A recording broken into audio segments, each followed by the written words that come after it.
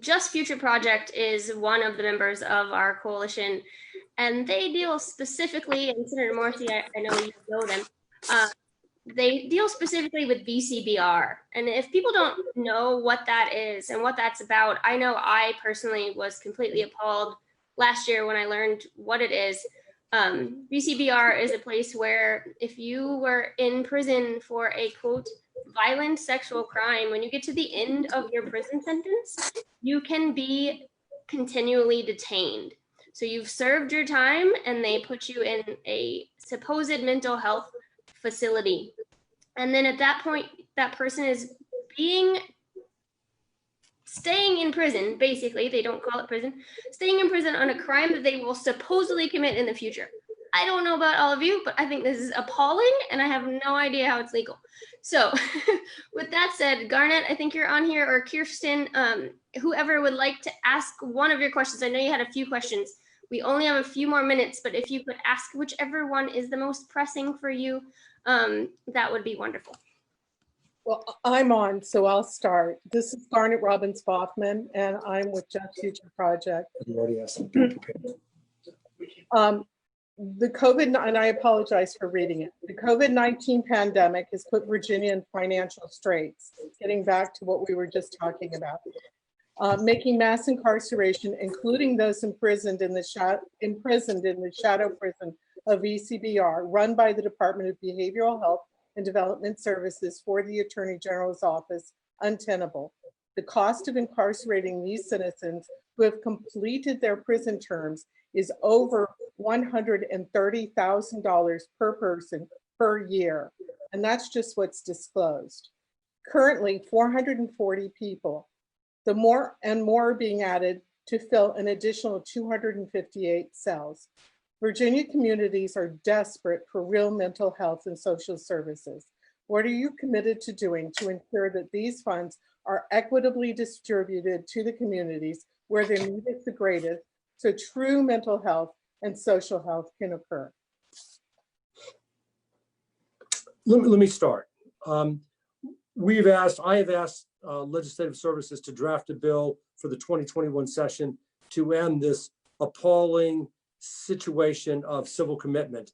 When I first heard about it, I thought I'd seen all forms of violations of due process. Nothing shocked me more than to find out that there were people who have completed a 20-year sentence. They have served the maximum time, 17 years, and then they were being committed civilly. Why? Because they might commit a civil crime. This involves aggravated sexual offenses. Let me just put this in proper perspective, Don. That's like somebody who's been in jail and they had committed 10 bank robberies, okay? And then they're getting ready to be released, and somebody looks at their record and says, you know what? You have a propensity for committing bank robberies. I know you've just finished serving your time, but we're going to put you in another building that has bars on it that prevents you from realizing your liberty, because you might commit another bank robbery.